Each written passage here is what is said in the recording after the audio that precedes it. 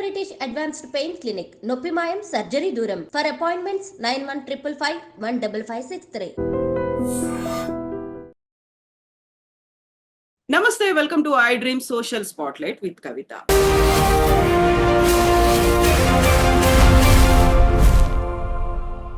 నటుడు మంచు మోహన్ బాబు ఇంట్లో గత 2 రోజులుగా హడావిడి హంగామా నెలకొంది. అది నిన్న రాత్రి పీక్ స్టేజ్ కు చేరుకుంది మీడియా మీద దాడి చేయడంతో.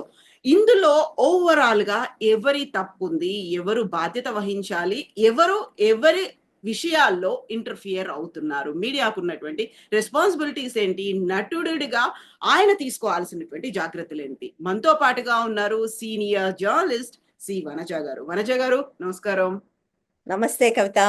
సో 2 రోజులుగా అవుతున్నటువంటి ఒక ఎపిసోడ్ చూస్తున్నారు. ఒక ట్విస్ట్లు, టర్న్లు బోల్డ్ అంత కనిపిస్తోంది. మీడియా అంతా అక్కడే ఉంది. జనాలు కూడా ఏం జరుగుతుంది అనేది ఒక క్యూరియస్ గా ఎదురు చూస్తున్నారు. బట్ అది నిన్న రాత్రి ఒక పీక్ స్టేజ్ కి వెళ్ళిపోయింది. మీడియా మీద దాడి చేయడం అనేది ఎవరి తప్పు ఉంది అనుకుంటున్నారు ఇందులో మీరు? చాలా సార్లు ఇందులో ఎవరి తప్పు అనేది చెప్పడం కష్టం అవుతుంది. ఎందుకంటే ఇక్కడ ఒక్కళ్ళే హద్దు మీరారు అని చెప్పడానికి లేదు కవిత. అందరూ హద్దు మీరారు. ఫస్ట్ ఆఫ్ ఆల్ అదొక ఇంటి గొడవ. బట్ ఎవరింట్లో ఇలాంటి ఇంటి గొడవలు మనకు ప్రతి వీధిలో జరుగుతుంటాయి, ప్రతి ఊళ్ళో జరుగుతుంటాయి, ప్రతి ఇంట్లో కూడా జరుగుతుంటాయి చాలా సార్లు. అవేవి వార్తలు కావు. బికాజ్ వాళ్ళు సెలబ్రిటీస్ కాబట్టి వాళ్ళ ఇంట్లో ఏం జరిగినా వార్త అవుతుంది. సో మొట్టమొదట అసలు వాళ్ళ ఇంట్లో మామూలుగా మోహన్ బాబు గారు, ఆయనకి ఒక తెలుగు ఇండస్ట్రీ మీద ఒక కోపం. తనని పెద్ద మనిషిగా గుర్తించట్లేదు అని ఆయనకి చాలా కోపం ఉంటుంది ఎప్పుడు. బట్ ఇంట్లో ఒక గొడవ వస్తే ఆయన పెద్ద మనిషిగా పరిష్కారం చేసుకోలేక అది రోడ్డు మీద దాకా ఆయన తీసుకొచ్చాడు. సో అక్కడ మొదలైంది ఈ కథ. సో అది ఒక రకంగా మోహన్ బాబు ఒక కుటుంబ పెద్దగా, అంటే పోనీ వాళ్ళేం చిన్నపిల్లలు కాదు, టీనేజర్స్ కాదు, మాట్లాడి పరిష్కరించుకోవాల్సిన దాన్ని ఇక్కడ దాకా తీసుకొచ్చుకున్నారు. అది మొదట. మనకు తెలిసిందే కదా, నేను జర్నలిస్ట్ని. మనం మాట్లాడుకునే టైంకి మన జర్నలిస్ట్ మిత్రులందరూ ఫిలిం ఛాంబర్ దగ్గర ఇప్పుడు ధర్నా చేస్తున్నారు. 11 o'clockకి ధర్నా కూడా ఉంది. సో జర్నలిస్టుల మీద దాడి చేశారు కాబట్టి దాని మీద వాళ్ళందరూ ప్రొటెస్ట్ చేస్తున్నారు. బట్ దానికి ముందు కూడా ఒకసారి మోహన్ బాబు ఇంట్లో గొడవ మొదలైన దగ్గర నుంచి తెలుగు టీవీలో ఇంకొక వార్తే లేదు. మొత్తం తెలుగు టీవీలో, డిజిటల్ మీడియాలో కంటిన్యూస్గా అదే విషయం మాట్లాడుతున్నారు అందరు, అవే విషయం. ఎందుకంటే సెలబ్రిటీ లైఫ్ మీద ఉండే ఆసక్తి కొద్దీ. తర్వాత మీడియా కూడా ఎన్ని కథలు వండి వాచిందో మనం చూసాం. అసలు వారుస్తూ ఉంటుంది. ఒక ఆర్జీవీ మీద కూడా చూసాం. ఆర్జీవీ మీద అసలు ఆయన పారిపోయాడు, దాక్కున్నాడు. ఆయన ఛానల్స్లోకి వచ్చి కొంచెం నేను ఎక్కడే ఉన్నాను మొర్రు అంటే కూడా ఆయన పారిపోయాడు, దాక్కున్నాడు అని. అంటే ఒక క్లిక్ బైట్ జర్నలిజం కోసం వీళ్ళు ఓవర్గా చేస్తున్నారు. వీటన్నిటికీ ఒక కల్మినేషన్ పాయింట్ నిన్న జరిగింది, నిన్న సాయంత్రం. సరే వాళ్ళు వీళ్ళు తోసుకున్నారు, లోపలికి వెళ్ళారు. మోహన్ బాబు అని ఆయన నాకు 70 ఏళ్ళు నన్ను ఇట్లా వేధిస్తారని ఆయన అడుగుతున్నాడు. బట్ 70 ఏళ్ల మనిషి పాటించాల్సిన సంయమనం కూడా ఒకటి ఉంది. అది ఆయన పాటించలేదు. పాటించకుండా తీసుకుని కొట్టేశాడు. యాక్చువల్గా నేను నిన్న అక్కడ ఉన్న మిత్రులతో మాట్లాడుతున్నప్పుడు చెప్పింది ఏంటంటే, జస్ట్ వీళ్ళు కొడుకు తోసుకుని వెళ్ళాడు, మనోజ్ తోసుకుని వెళ్ళాడు, ఆయనతో పాటు వీళ్ళందరూ కూడా లోపలికి తోసుకుని వెళ్ళారు. అది మనోజ్ని బయటకు తోసుకుని వస్తూ మోహన్ బాబు బయటకు వచ్చారు. రాగానే వీళ్ళు మైక్ పెట్టి మీరు ఏమంటారు చెప్పండి అనగానే అది తీసుకుని కొట్టేశాడు అని. సో ఒక స్పర్ ఆఫ్ ద మూమెంట్లో ఆయన ఆ పని చేశాడు. అంటే ఒక రకంగా చెప్పాలి అంటే, ఒక గొడవ జరుగుతున్నప్పుడు మనం వెళ్ళి మైకులు పెట్టి మీరు చెప్పండి అని అడగటం నాకైతే ఎథికల్గా అనిపించదు. అంటే ఒక స్పేస్ని మనం రెస్పెక్ట్ చేయాలని నేను అనుకుంటాను. బట్ ఇవాళ స్పేస్ రెస్పెక్ట్ చేయని జర్నలిస్టులను కూడా నేను తప్పు పట్టను. ఇవాళ ఆ స్పేస్ రెస్పెక్ట్ చేయకపోవటమనే జర్నలిజంగా చాలామంది భావిస్తున్నారు, అట్లా దాన్ని ప్రమోట్ చేస్తున్నారు. ఇవాళ మీకు వ్యూస్ రావాలన్నా, క్లిక్స్ రావాలన్నా తప్పనిసరిగా ఆ స్పేస్ని దాన్ని క్రాస్ చేసే ఒక పని చేయకపోతే తప్ప ఎవరు చూసే ఒక పరిస్థితి లేదు. అంటే వేరే దేశాలకు వెళ్తే ఈ లాస్ కానీ చూస్తే, అట్లా ఒక ప్రైవేట్ ప్రాపర్టీలోకి వెళ్తే వాళ్ళని ఏమైనా చేసే హక్కు ఉంటుంది. భారతదేశంలో అఫ్కోర్స్ అలా లేదు, ఉంది కానీ అంత స్ట్రింజెంట్ లాగాదు. కానీ వెంటనే ఏం చేశారు, గన్ లైసెన్స్ తీసేసుకున్నారు. మోహన్ బాబుది, విష్ణువి గన్ లైసెన్స్ క్యాన్సిల్ చేసి, గన్ లైసెన్స్ తీసుకోలేదు, సారీ గన్స్ తీసుకొని వెళ్ళిపోయారు. సో అంటే ఈ మొత్తం వ్యవహారాలు నాకేం అనిపిస్తుందంటే, ఒక టాక్సిక్ జర్నలిజం ఇది అని అనిపిస్తుంది. నేను ఐఎమ్ నాట్ సేయింగ్ జర్నలిస్ట్ మిత్రుడు, మనందరికీ మిత్రులే వాళ్ళు, దెబ్బలు తిన్నవాళ్ళు, దెబ్బలు తగిలిన వాళ్ళు, వాళ్ళని నేను తప్పు పట్టట్లేదు. కానీ మొత్తం ఒక వాతావరణం అట్లా తయారైంది. అంటే అట్లా వెళ్తే తప్ప జర్నలిజం కానీ ఒక పరిస్థితి నుంచి ఉంది. అటువైపు ఉన్నవాళ్ళు మేము ఇంత పెద్దవాళ్ళం అంత పెద్దవాళ్ళం అని చెప్పేవాళ్ళు కనీసం సంయమనం లేకుండా, ఆయనకు తెలీదా? ఆయనకు కూడా తెలుసు కదా, జర్నలిస్టులు వస్తారని తెలుసు, అడుగుతారని తెలుసు, అది మంచా చెడా కాదు. ఆయనకు అవసరమైనప్పుడు వాళ్ళందరికీ వాళ్ళకి అవసరం ఉన్నప్పుడు ఇదే జర్నలిజం కావాలి, వీళ్ళు ఇట్లాగే కావాలి కదా చేసినప్పుడు. వాళ్ళకి వీళ్ళ అవసరం ఉన్నంతసేపు అది ఓకే, వీళ్ళ అవసరం లేదనుకున్నప్పుడు వాళ్ళ మీద దాడి చేయడం అంటే నాకు అనిపిస్తుంది అన్ని వైపుల నుంచి కూడా మనం ఒక రాంగ్ వాతావరణంలోకి ఎంటర్ అయ్యామనిపిస్తుంది కవిత. అంటే యాజ్ ఎ జర్నలిస్ట్ ఇప్పుడు మీరు పనిచేశారు, మీరు అదే టీవీ9లో ఇవాళ దెబ్బలు తిన్న టీవీ9లో చాలా కాలం పనిచేశారు, రిపోర్టింగ్ ఎవరి దాకేందుకు మీ మీదే దాడులు జరిగాయి. టీవీ9 మీద కోపంతో మిలీనియం మార్చప్పుడు మీ మీద దాడి చేశారు, మీ మీదనే దాడి చేశారు. మనందరం ఇది చూసాం. అంటే ఈ దాడి చాలా సార్లు అది ఈ వ్యక్తుల మీద కాదు, ఒక్కసారి సంస్థల మీద, ఒక్కొక్కసారి మొత్తం జర్నలిజం మీద, the way journalism is operating. అది కూడా ఇక్కడ నేను పూర్తిగా జర్నలిస్టులు తప్పు పట్టట్లేదు నిజం చెప్పాలంటే. సరే ఇది వాళ్ళు మొదటిసారి చేయట్లేదు, ఎప్పుడు చేస్తూనే ఉన్నారు, చేస్తారని చేస్తుంటారు అని తెలిసి కూడా మోహన్ బాబు అట్లా సంయమనం కోల్పోవడం అనేది అయితే ఖచ్చితంగా తప్పు. ఎండ్ ఆఫ్ ద డే జర్నలిస్టుల పరిస్థితి ఏంటి? వీళ్ళు ఇలాంటి ఒక వాతావరణంలో పనిచేయని ఒక పరిస్థితి చేయక తప్పని పరిస్థితి ఉంది, అట్లా వెళ్ళాల్సిన అవసరం కూడా ఉంది. సో వాళ్లకు రక్షణ ఏది? నాకు తెలిసినంత వరకు జర్నలిస్టులకు రక్షణ లేనే లేదు. అంటే వాళ్ళు ఎవరి కోసం అన్నా చేయనివ్వండి, వాళ్ళు కేవలం జీతం కోసం పనిచేస్తారు. బట్ ఏమన్నా జరిగినప్పుడు వాళ్ళకి ఏ రకమైన రక్షణ ఉండట్లేదు. ఇది మన ఫిజికల్గా దెబ్బ కాబట్టి మనం మాట్లాడుకుంటున్నాం. వేరే రకమైన సమస్యలు చాలా వస్తాయి. ఆ మధ్య కర్నూల్లో ఒక అబ్బాయి ఉన్నాడు, ఎక్స్పోజ్ చేశారు, స్ట్రింగర్ అతను. అక్కడ ఉండే ఒక లోకల్ పొలిటీషియన్ ఎక్స్పోజ్ చేస్తే అతను చంపేశారు. సో చంపేస్తే ఎవరు ఏం చేయలేదు నిజానికి. ఆ కేసు కూడా అవతల వాళ్ళు హషప్ చేశారు. ఈ సంస్థ ఏదైతే ఉందో ఈ సంస్థ అబ్బాయి కోసం నిలబడి ఏమి చేయలేదు అసలు. అంటే ఒక జర్నలిస్ట్ ఒకటి రాస్తే చంపేస్తే దానికోసం కూడా ఏం చేయలేదు. అంటే నేను ఒక బిగ్గర్ ఇష్యూలోకి వెళ్తున్నా. అంటే జర్నలిస్టులుగా మనం అందరం కూడా ఒక టాక్సిక్ వాతావరణంలోకి వెళ్ళాం. చాలా మంది జర్నలిస్టులు బయటకు వెళ్ళి ఫీల్డ్ రిపోర్టింగ్ చేయడానికి ఒక భయపడే పరిస్థితి వచ్చింది. మనం అసలు the very essence of journalism is offending someone. నువ్వు చెప్పేదానికి నేను భజన చేస్తే జర్నలిజం అవసరం లేదు కదా, ప్రతిదాన్ని యాక్సెప్ట్ చేయాల్సిన అవసరం లేదు, చెయ్యకూడదు యాజ్ ఎ జర్నలిస్ట్. ఎందుకు అనుకుంటాం మన వాచ్ డాగ్ అని ఎందుకంటాం కదా? వాచ్ డాగ్ అనే మాట ఎందుకు? నువ్వు చెప్పింది ఓకే అని చెప్పడాన్ని పబ్లిక్ రిలేషన్స్ అంటారు, దానికి పిఆర్ డిపార్ట్మెంట్ ఉంటుంది ఎవరికైనా. జర్నలిస్టుల పని ఏంటంటే నువ్వు 100 మంచి విషయాలు చెప్పుగాక నువ్వు ఒక తప్పు చేస్తే ఆ ఒక్క తప్పును మాట్లాడటమే జర్నలిస్ట్గా నా విధి, నా బాధ్యత కదా. ఇవి మాట్లాడిన ప్రతిసారి దాడులకు గురవుతున్నారు. ఇప్పుడు కొత్తగా ఏమైందంటే నువ్వు ఏదన్నా అఫెండ్ చేయటమే జర్నలిజం అని చెప్పాను కదా నేను, అది కాదు అని ఎవరన్నా అంటే వాళ్ళకి జర్నలిజం తెలియదని నేను గట్టిగా నమ్ముతాను. The very essence of freedom of expression is offending someone. నువ్వు చెప్పింది తప్పు అని చెప్పడమే ఫ్రీడమ్ ఆఫ్ ఎక్స్ప్రెషన్. నువ్వు చెప్పింది రైట్ అనడానికి నాకేం ఫ్రీడమ్ ఆఫ్ ఎక్స్ప్రెషన్ అవసరం లేదు కదా, తప్పని చెప్పడానికే నాకు కావాలి. So that is a fundamental right in any democracy, democracy America కానీ ఇండియా కానీ. సో ఇవాళ దానికి పెద్ద సమస్య వచ్చిందని అనుకుంటున్నాను. అంటే కొంచెం దీని నుంచి పక్కకు వెళ్తున్నానని అనుకోకండి. సో మనము దేని గురించి మాట్లాడినా కూడా ఇవాళ మనం ఈ పార్టీ గురించి మాట్లాడాం, నువ్వు ఫలానా పార్టీ అంటారు, రేపు ఆ పార్టీ గురించి మాట్లాడితే నువ్వు ఈ పార్టీ అంటారు. అంటే మనం అసలు ఏ పార్టీకి సంబంధం లేకుండా అన్ని పార్టీల గురించి మాట్లాడతామని లేదా అందరి గురించి మాట్లాడతామనే కామన్ సెన్స్ ఉండదు. చాలా ప్రాగ్మాటిక్, అంటే ఆ ఒక్కడు చూస్తారు, ఆ ఒక్క న్యూస్ స్టోరీ చూసి. అందుకే కదా వనజ గారు ఈ మధ్య కాలంలో కూడా కామెడీ జోక్స్ వేయడం అనే జర్నలిస్ట్ మీద, ఎక్కడ పని చేస్తున్నావు అంటే ఏ పార్టీకి పని చేస్తున్నావు అనే దాంట్లో మారిపోయింది అసలు, ఏ పార్టీ జర్నలిస్ట్ ఆయన అనేది.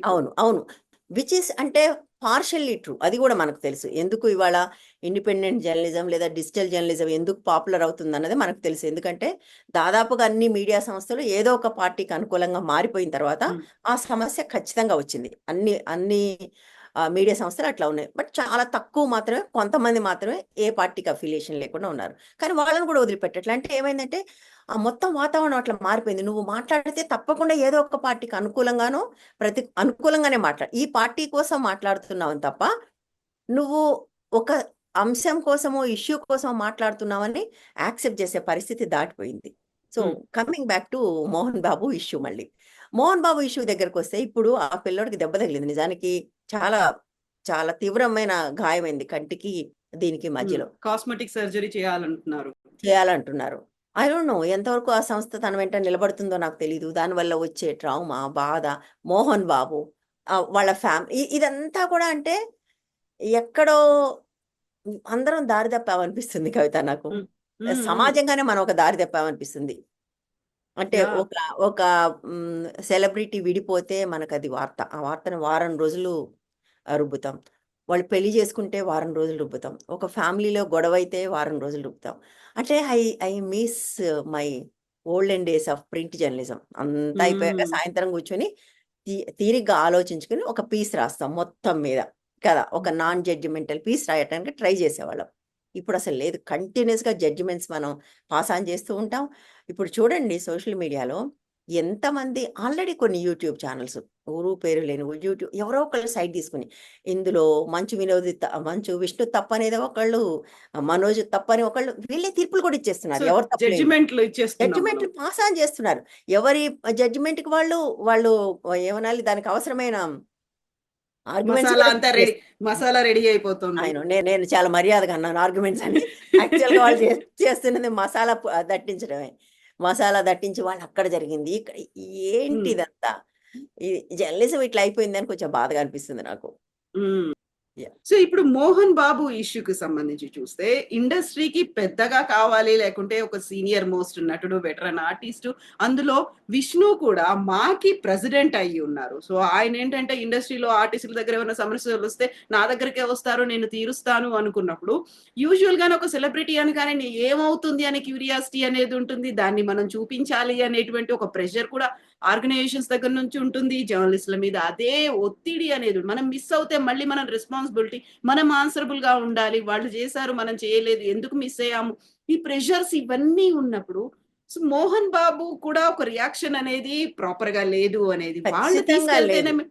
లేదు. ఖచ్చితంగా ఇప్పుడు మీరు అన్నది కరెక్ట్. ఇప్పుడు ఆర్టిస్టులకు సమస్యలు వస్తే తీర్చాల్సిన ఒక పొజిషన్లో మంచు విష్ణు ఉన్నాడు. అవును. ఇండస్ట్రీలో సీనియర్ మోస్ట్ యాక్టర్గా ఉన్నాడు. ఆయనకు అనేక విద్యా సంస్థలు కూడా ఉన్నాయి. మనం అది గుర్తుంచుకోవాలంటే విద్యా సంస్థలు కూడా నడిపే వ్యక్తికి ఎంత ఉమ్, సంయమనం ఉండాలి. అన్ని విద్యా సంస్థలు ఆయన స్వయంగా నడుపుతాడు. మనందరికీ తెలిసిన విషయం అది. ఆయన కాలేజీల్లోనూ ఆయన స్కూళ్ళలోనూ వెళ్తాడు ఉంటాడు. వాటికి సంబంధించి అంటే అది ఒక కనీసమైన స్పృహ. ఇళ్లలో ఎవరిళ్లలో గొడవలు ఉండవండి. ఏ ఉమ్, ఇంట్లో గొడవ ఉండవు. ఇంటింటి రామాయణం మనకు తెలీదా? ప్రతి ఇంటిలో ఒక పొయ్యి ఉంటుంది. ఆ పొయ్యి మీద ఏం ఉడుకుతుందో మనందరికీ తెలిసిందే. సో ఒక పెద్దవాడిగా దీన్ని రోడ్డు మీద రాకుండా చూడాల్సింది.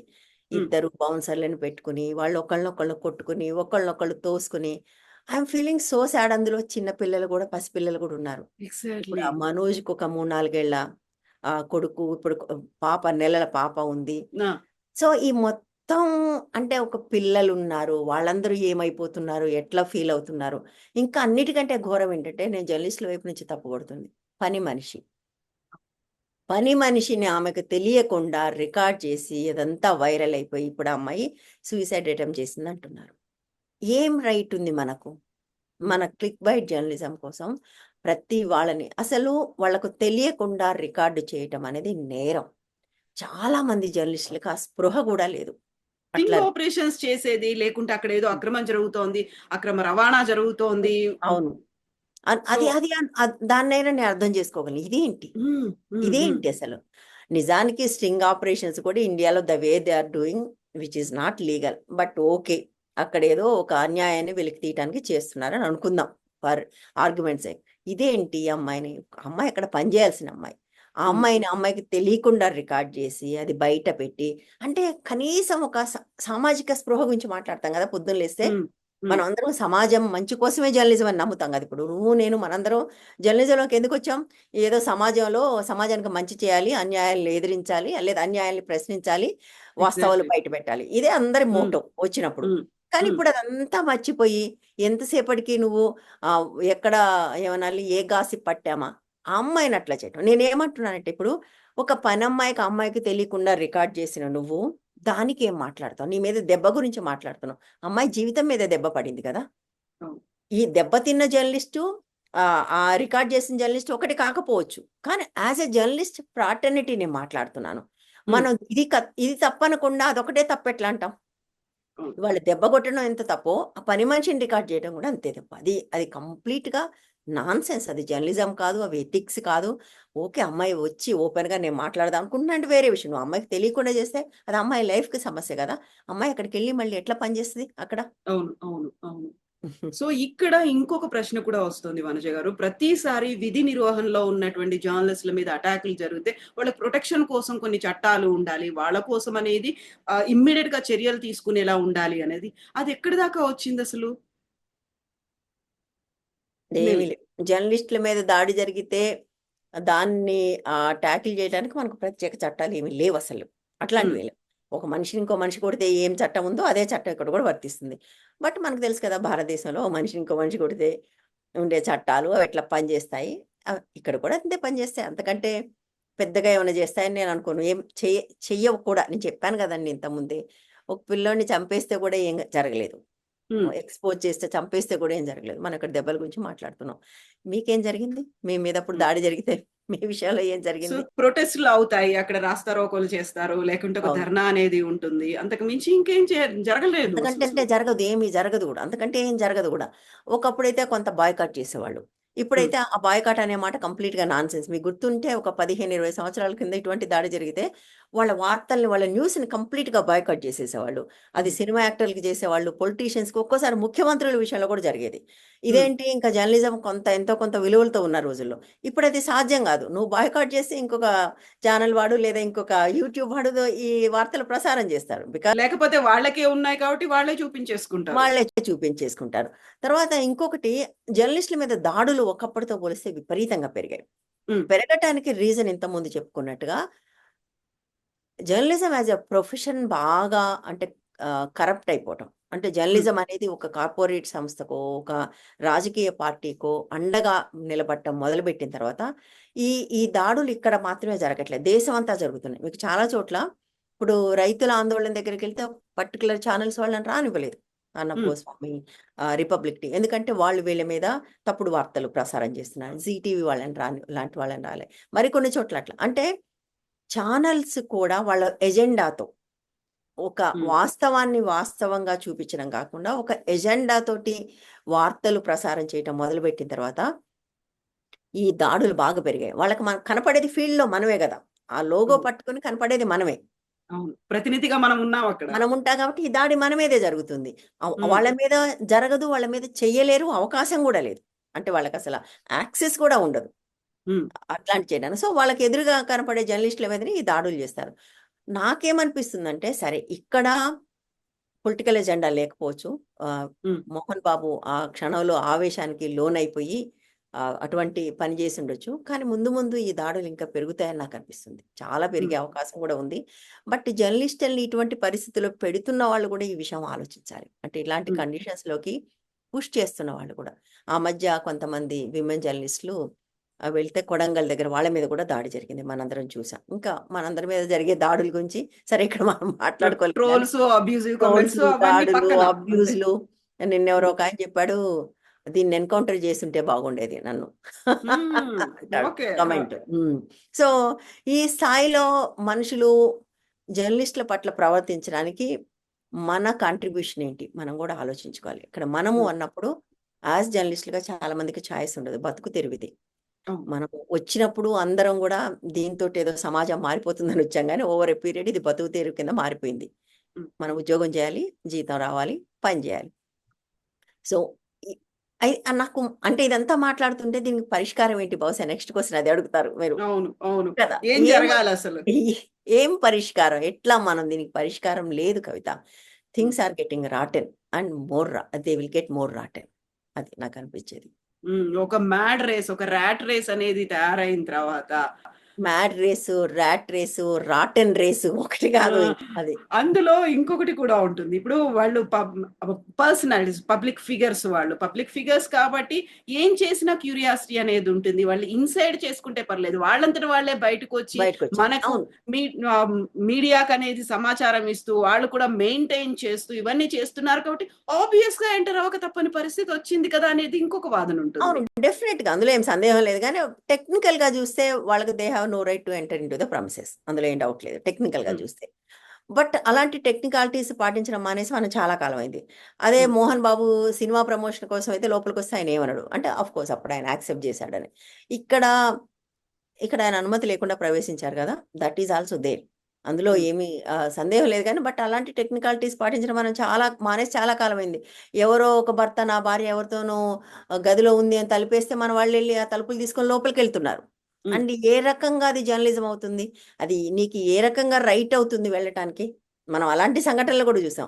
అవి రోజుల తరబడి ప్రసారం చేశారు ఆ దృశ్యాల్ని. అవును, అవును. ఎవరో ఒక పురుషుడు ఒక స్త్రీ ఉన్నారు, ఆ భర్తకే వాట్ ఎవర్ ఇట్ ఈస్.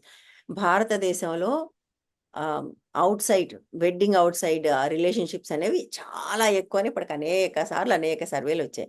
ఎవడో ఒకడు అందులో ఏదో చేస్తే నీకు జర్నలిస్ట్గా నీకేం రైట్ ఉంది కెమెరా పట్టుకుని పోయి ఉమ్, వాళ్ళ షూట్ చేసి? సో అవును. అంటే చాలా ఇది అంటే నేనేమంటున్నానంటే అది మనం క్వశ్చన్ చేసాము, అప్పుడు చేయలే. ఉమ్, అప్పుడు మిగిలిన జర్నలిస్టులని ఇది తప్పు అని ఎవరనలే. ఇది తప్పు, నువ్వు ఎట్లా చేస్తావు, this is not a string operation, దీనివల్ల సమాజానికి ఏం అవసరమైంది లేదు, ఒక పర్సనల్ ఇష్యూలోకి నువ్వు కెమెరా పట్టుకుని ఎట్లా పోతావు అని మనం ఎవరం మాట్లాడలేదు. బహుశా మనం అట్లా మాట్లాడాల్సిన అంశాలు మాట్లాడకపోవటం వల్లనే ఈ దాడులు ఇంకా పెరుగుతున్నాయి. రేపు అదే అంటారు కదా ఎవరైనా, ఉమ్. మీరు అప్పుడది ఎందుకు చేశారు, ఇప్పుడు ఇది ఎందుకు చేశారని అంటారు కదా. మనం మాట్లాడామా నిజంగానే? అలాంటివి ఎన్ని చూస్తాం, అలాంటి ఎంత చెత్త ఇవాళ జర్నలిజం కింద న్యూస్ కింద వస్తుంది బయటికి, మనం మాట్లాడట్లే కదా. ఎస్. సో బోల్డ్ అన్ని అన్ఆన్సర్డ్ క్వశ్చన్స్ అయితే ఉంటాయి. ఇది ఇలా ఒక చైన్, ఒక లూప్ లైన్ లాగా కంటిన్యూ అవుతూనే ఒక విషయం ఉంటుంది. వలయం అనుకోవాలి ఇది. ఇందులో అంతే. బలవుతున్నది ఎండ్ ఆఫ్ ద డే జర్నలిస్టులు. జర్నలిస్టులు అంతే. కొంతమంది అత్యుత్సాహం ఉండేవాళ్ళు ఉంటారు, చేస్తారు. ఐ డోంట్ థింక్ అది ఇప్పుడు అలాంటి పడగదిల్లోకి వెళ్ళి స్ట్రింగ్ ఆపరేషన్లు చేసేవాళ్ళు ఉన్నారు. వాళ్ళందరినీ సమ్ టైమ్స్ మీడియా సంస్థలు కూడా పంపిస్తాయి. Blackmailing journalism it is called. Exactly, so వాళ్ళు పంపిస్తారు కొంతమంది. కొంతమంది వీళ్ళే అత్యుత్సాహంగా వెళ్తుంటారు. సో సెన్సేషన్నే జర్నలిజం అయిపోయిన తర్వాత, క్లిక్ బైట్సే జర్నలిజం అయిపోయిన తర్వాత జర్నలిజము దిగజారిపోతూ ఉంది. దిగజారిపోతున్న జర్నలిజం వల్ల జర్నలిస్టుల మీద దాడులు పెరుగుతూ ఉన్నాయి. అయితే మాత్రం మోహన్ బాబు చేసింది ఖచ్చితంగా తప్పు. సంయమనం పాటించి ఉండాల్సింది. అట్లా ఇప్పుడు ఇది చూస్తున్న వాళ్ళు చాలా మంది చాలా స్టోరీస్ చెప్తున్నారు. ఆయన యూనివర్సిటీలో తన కాలేజీలో ప్రొఫెసర్స్‌ని కూడా కొడతాడని, ఇలాంటివి చాలా వార్తలు వస్తున్నాయి. సో వాటన్నిటికి ఊతం ఇచ్చిన వాళ్ళయ్యారు కదా. ఇప్పుడు అది నిజమో కాదో ఎన్ని వార్తలు వండి వారుస్తారు ఇప్పుడు మీకు తెలుసు కదా. ఎగ్జాక్ట్లీ, వాళ్ళని కొట్టారు, వీళ్ళని కొడతారు, వాళ్ళని కొడతారు, చాలా మంది చెప్తూ ఉన్నారు నిజానికి అవన్నీ కూడా. ఇప్పుడు అతని తత్వం ఏమంతా అని మనకు తెలుసు కొంత. మోహన్ బాబు దురుసుగా ప్రవర్తిస్తారనే విషయం మనందరికీ తెలిసిందే. సో కుటుంబంలో ఇంత గొడవ జరుగుతున్నప్పుడు దాన్ని కుటుంబ పెద్దగా బయటికి రానివ్వకుండా చూసుకోకపోగా, బయటికి వచ్చిన తర్వాత నీ సమస్య నీ ఫ్యామిలీది, దాన్ని జర్నలిస్టుల మీద చూపించడం అనేది ఖచ్చితంగా తప్పు. అందులో ఏమీ సందేహం లేదు. ఇది మనం యాక్సెప్ట్ చేస్తే ఈ దాడులు ఇంకా పెరుగుతాయి. కానీ మనం యాక్సెప్ట్ చేసినా చేయకపోయినా దాడులు ఇంకా పెరుగుతాయని నాకు అనిపిస్తుంది.